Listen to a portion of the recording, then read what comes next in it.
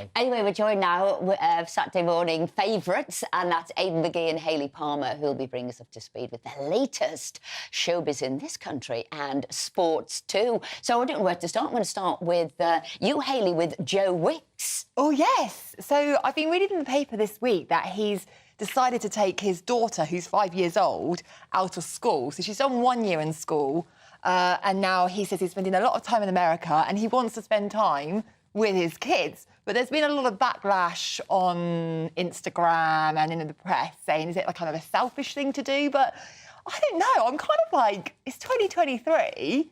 Anything goes these days. As long as he's sticking to, obviously, the guidelines of homeschooling and stuff, I don't actually see that much of a... Oh, yeah, we had a big debate on boarding school. Maybe that isn't the way forward. It seems that it's traumatised a lot of people. I wanted to go to boarding school. Phil did go to a state boarding school. But lots of people now, I say lots, about 75,000 people are homeschooling their children for various reasons. They're thinking the school isn't doing it right for me. Since lockdown and kids not being in school, other people are. Could be religious reasons, various other things. But, you know, if you're a child star, if you're in the movies or what have you, be homeschooled or you'd get sort of... Exactly. So I don't think it's forever. I think it's just because he needs to do some work in America and stuff. She's 5 years old, but he has 2 other kids as well. But I just think, actually, life skills are more important. Like, I think in schools they should teach you more about how to deal with different people, how to react to things. I think there's other things that should be taught in schools that aren't. Children seem to be wagging the dog a bit here, don't they, in terms of these things. Claudia Winkleman's children, they seem to have a lot to say, don't they? About... Yeah, they said that they were embarrassed by their mum presenting Strictly, but, like, that's the most amazing job in the world, surely. But I do think sometimes when you have a parent that is in the public eye, then maybe sometimes if your mum's on telly kissing someone in Emmerdale or something, that could be embarrassing when you go to school, couldn't it? Or being on X Factor and... Not strictly. Come on, we're not having that. I think you'd go into school and brag about that if your mum was doing Strictly. Totally, yeah. Got to get you on Strictly, Hayley. We've got to get you on Strictly. Got the jazz hands. You're a dancer, aren't you? Yeah. I am. I can still do the splits on a night out. Aidan, could we tempt you on to Strictly? Yeah, without doubt. Yeah, I haven't got many moves, but you can learn it. That's the whole point, isn't it? You'd teach me, wouldn't you?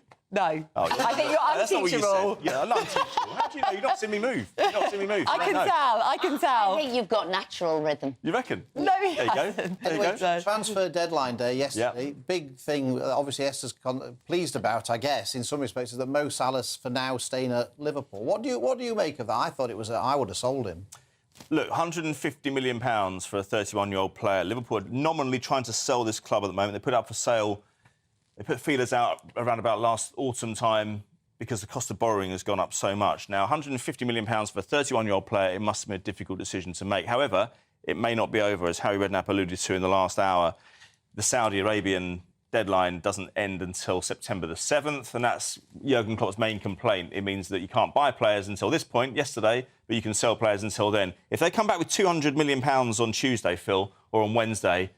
Let's see how strong Liverpool are. It's interesting. We've put a poll out on this as well. If you'd have been sort of Klopp, would you have accepted the £150 million bid for 31-year-old Mo Salah? What did our viewers say? 56% said yes, they would have accepted it.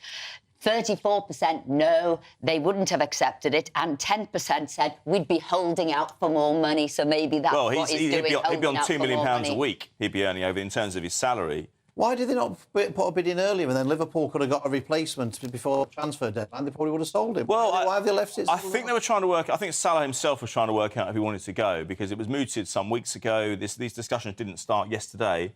But I think he wanted to work out whether he wanted to actually be in the league because it's a vast downgrade from where you are in terms of the competition. But, you know, to go from 300 grand a week to £2 million a week, it's not bad money. And it's tax-free. I could cope with that. National Television Awards? Yes. You're going, I think? I'm going. It's Tuesday night. You can tune in ITV, 8 o'clock. It's going to be hosted by Joel Dommett again this year. And it's at the O2, not Wembley, because last year it was Wembley. It used to actually be in January, the National Television Awards, and it was freezing cold. You'd literally be like, oh, my goodness. You're going to invite me to that, won't you? No, you don't quite cut the grade. You're not doing well today. Anyway, yeah, get the hint, yeah. But we have... It wasn't good for all of the dressers, are you saying, and everybody... That's, I mean, it was freezing cold, but this year it's going to be apparently a heatwave next week, so it's going to be great. Now... Do the splits? Definitely not going to keep it classy, Phil. That's me. Now, best daytime. It's between Lucy and The Chase, the repair shop this morning. I'm going to put it out there. It's going to be The Chase. He's going to win. And actually, what happened to Esther and Phil's show? Oh, well, point. thank Very you. good point. I nominated it. Thank you. Should we go along with you and shout? Yeah, I think they missed that off the What list. about Esther and Phil? Good point. Totally. And TV presenter Alison Hammond, Ant and Dec, Bradley Walsh, Claudia Wilkerman, Martha Lewis, and Hayley Palmer. Just put it out there to the universe for next year. Keep telling yourself. Any sports apart from the transfer deadline going on? Well, US Open tennis? Yeah, we've got Katie Bolter in action tonight. Leicestershire born, 27 years old. Horrific time with injury in the last 4 years or so. She's forced her way back into the top 100 and she's playing against Peyton Stearns tonight at 11 o'clock of the USA. And who knows, she might... I mean, it's only the first week, but we still do have other British interests as well. Jack Draper and Cam Norrie. We'll see what she can do tonight. I might stay up and watch it. And do we think Djokovic is going to win, or...? I think this is going to be the eminent rivalry of the latter stages of Djokovic's career against Alcaraz. He got through yesterday, Djokovic, in 5 sets. I don't like it when top players face 5-setters too early in the tournament. It means they're going to get probably worn out. But Djokovic is such an amazing athlete, I wouldn't put it past winning him there again. Are you a tennis fan, Hayley? Yeah, I'm actually quite good. At playing? Yeah, I am. Watching? Watching. I heard you took backhanders. Definitely are playing as well. No, I am actually quite good because I have had lessons before and I actually really got into it. But I don't like actually playing a game. I just like to hit the ball, that's it.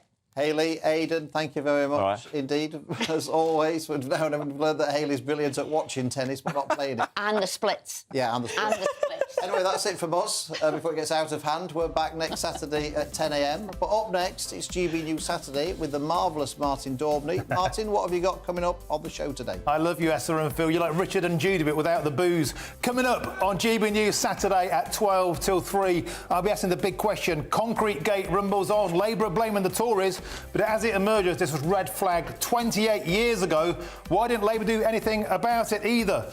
Secondly, ULEZ has rolled out and expanded this year. Over 500 cameras have been vandalised. I'll be asking the big question, is this salvation or just taxation? And finally, more net zero madness as it emerges. Homeowners will find £15,000 for owning the wrong sort of boiler. And I'll be asking what kind of country welcomes illegal immigrants as VIPs and yet will jail homeowners. That's GB News Saturday with me, Martin Daubney, 12 till 3 p.m. But first, here's your weather.